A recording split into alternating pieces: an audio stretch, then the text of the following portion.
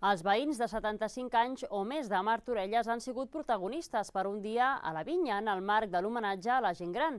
Es tracta d'un dels dies més esperats per tots aquests veïns.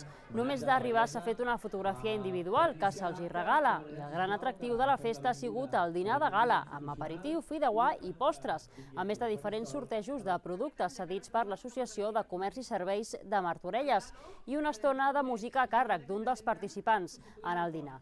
L'acte, que a Martorelles se celebra un cop l'any, ja fa anys que es fa al voltant de l'1 d'octubre, Dia Internacional de la Gent Gran.